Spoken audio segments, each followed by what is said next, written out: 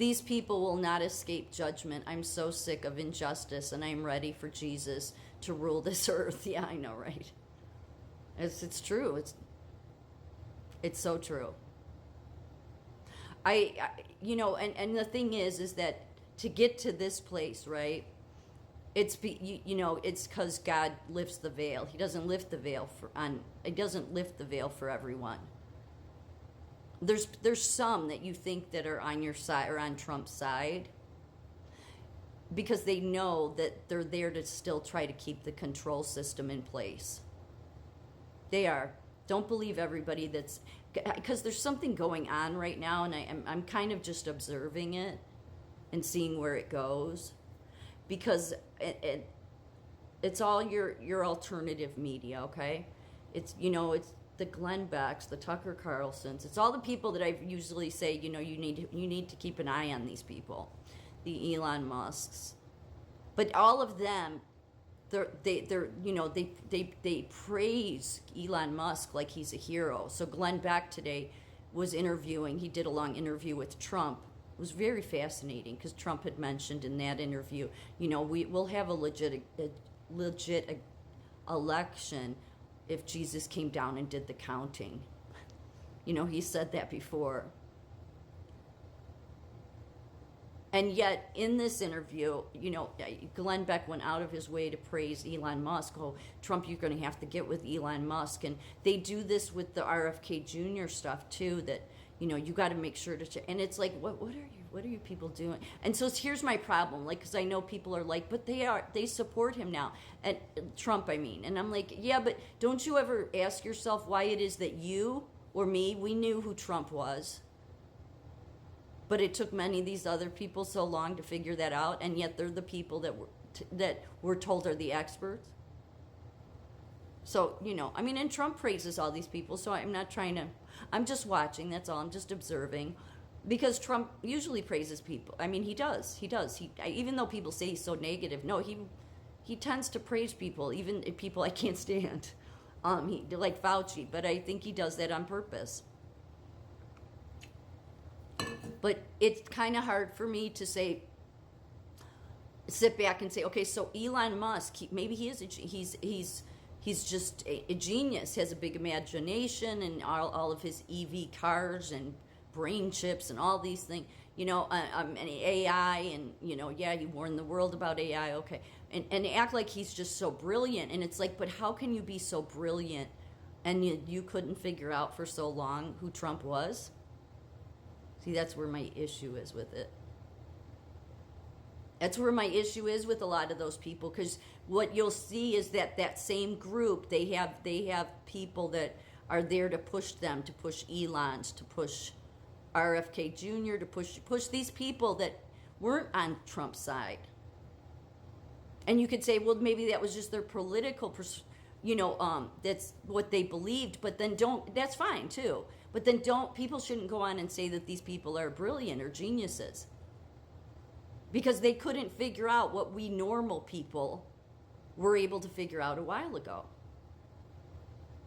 So I don't know, that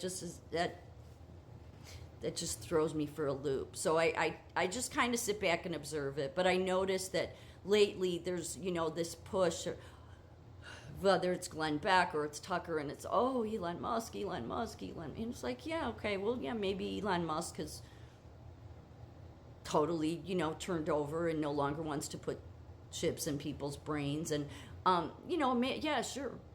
Maybe, he's all about, he's not about the global stuff anymore. He's showing that he's not. But, still, I don't know, you got to remember, he was about, yeah, we'll give you free speech, we won't give you freedom of reach, though. But people have it didn't take long for people to forget about that stuff, right? Because then it's like, well, no, Elon Musk is on our side now. It's like, okay, but why wasn't he before? He's a genius, right? No, it's almost like, no, they know what the closer it gets down to the wire, that no, there's the people are behind Trump, and then they have to get on board. And then what did Elon Musk say? That he wanted to head up one of the cleaning house committees, of the dirt bags that got to go.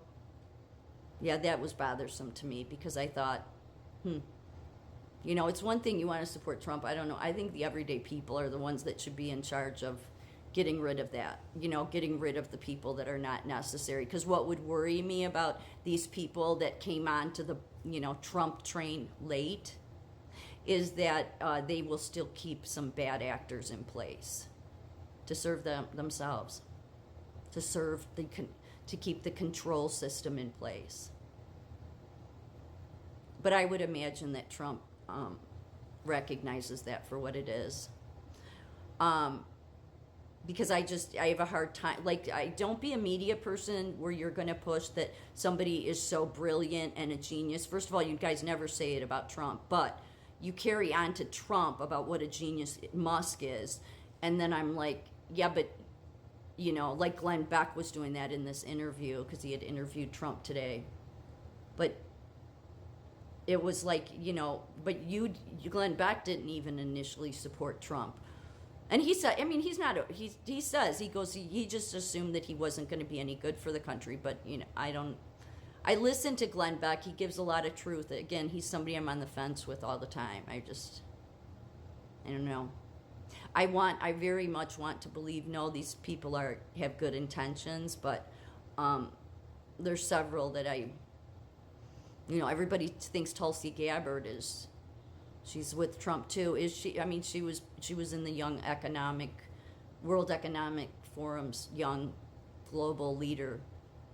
She was, one of the young ones that they have a young economic club leaders program kind of thing, and she was part of it. So was that Dan Crenshaw, who was, I think he's still, a representative or congressman, something like that. So yeah, I'm just always, I don't want to be judgmental, but at the same time, it's like, don't call these people a genius when they weren't able to get on his Trump's. It took them so long to figure out who Trump was. When the everyday people, I'm not called a genius, you're not, right? Nobody is. But these people that all were once on the other side, now the media, because they're with Trump, they're the geniuses, right? And they're going to be the ones that are going to be handling dismantling these different sectors in the federal government. Yeah, I don't know. I tend to think that they're more there to help keep the bad ones in place. I don't think they'll be successful, though. I don't, because I think Trump knows who they are. I think Trump's always known who they are, and I think it's all just, it's bait. So there's some people that the veil may not be on them, but it's not on them because they've been on a corrupt side all along, if you know what I mean. And then the people that just can't see, it's because they can't handle it. Yeah, I don't know. It's time to handle it. It's time to wake up and handle it, because you don't want for this system to continue to go on. But this is, I feel your pain here. That's why God said, Jesus said, find joy in him. And where you do see good things, think of those things, because Jesus knew the place was corrupt. But you get Oprah out there pushing the book The Secret, and that was all about raising your vibration and always staying in a high vibrational zone so you attract the right things to you. How can you attract the right things to you in such a corrupt world? It's all corrupted. So plus that stuff all goes back to that black magic kind of stuff, that some of that occultist stuff. But they're now worming it into energy, vibrations, and that's what it's all about. And it's like, no, something keeps screaming in me. No, let's stay away from that. Because I looked into that way years ago, all that, and I did, because I just assumed, like many, it must go hand in hand with the Bible. And then it was like, no, I realized when I fully had the veil, nope. But that's a path you see people going down. That's how they'll pull science into it. And I'm not saying there's something wrong with science, but clearly the moral bankruptcy that we have in the world has been caused by